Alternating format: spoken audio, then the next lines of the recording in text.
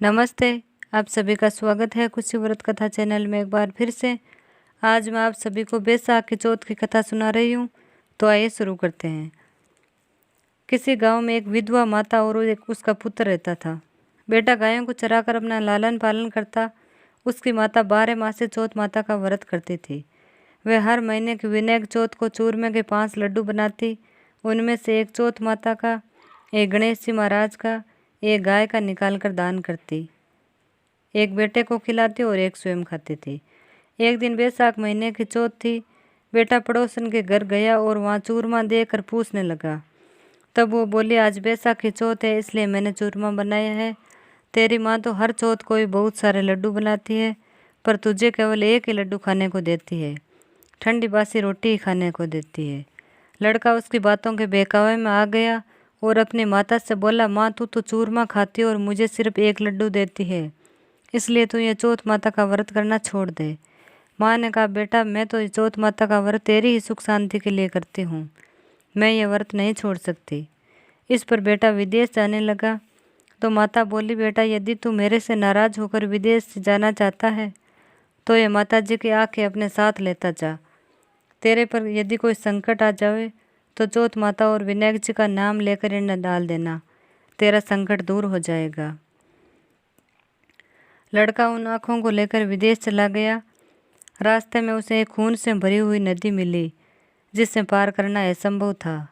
लेकिन उस संकट की घड़ी में उसे अपनी माँ की बात याद आई और उसने एक आँखा चौथ माता का नाम लेकर उस नदी में डाल दिया और कहा, हे चौथ माता, यदि तू सच्ची है और मेरी माँ मेरे लिए ही तेरा व्रत करती है तो ये नदी दूध व जल से भर जाए और मुझे रास्ता मिल जाए। उसके ऐसा कहते ही रास्ता मिल गया। आगे चलने पर भयंकर जंगल में उसे इसी प्रकार आंखें पूर कर गुजरना पड़ा। आगे चलकर एक नगर में पहुंचा। उस राजा के यहाँ रोज एक मिट्टी के बर्तनों का अलाव पकता था। वह अलाव तब पकता था जबकि उसमें एक आदमी की बलि दी जाती, यानी एक आदमी को बर्तनों के साथ चुन दिया जाता था। उस लड़के ने वहाँ जाकर देखा, एक बुढ़िया माई आटा पीसती जा रही और रोती जा रही थी। लड़के ने इसका कारण पूछा। तब बुढ़िया माई बोली कि आज मेरे इकलौते बेटे का इस अलाव में जाने का नंबर है। तब वो लड़का बोला, हे बुढ़िया माई, तू मुझे जल्दी से खाना खिला दे, तेरे पुत्र की जगह मैं जाऊंगा। बुढ़िया माई के मना करने पर भी वो नहीं माना और राजा का बुलावा आने पर अपना सामान बुढ़िया माई के घर छोड़कर चला गया। साथ में चौथ माता के आंखें वे एक जल का लोटा लेकर उस अलाव में अपने साथ रख लिया और चौथ माता का नाम लेकर बैठ गया। दूसरे दिन अलाव पककर तैयार हो गया। लोगों के आश्चर्य का ठिकाना नहीं रहा। प्रजा ने जाकर राजा से ये बात कही। तब राजा स्वयं देखने आए और अलाव में से बर्तन निकाले जाने लगे तो अंदर से आवाज़ आई, धीरे धीरे बर्तन उतारो, अंदर मैं हूँ।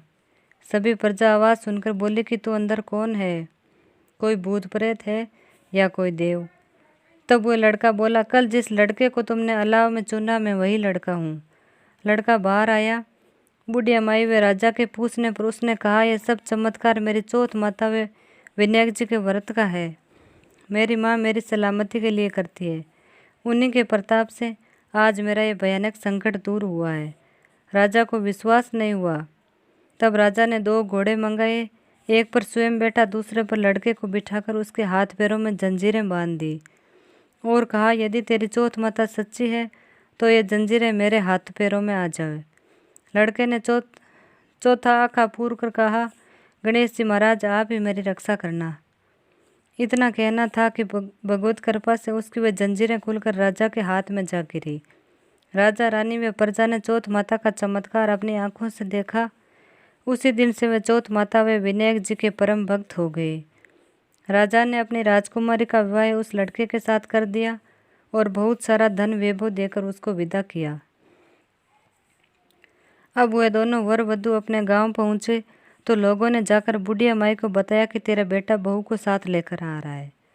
तब वह बोली, अरे नहीं, मेरे भाग्य में बहू बेटे का सुख कहाँ है।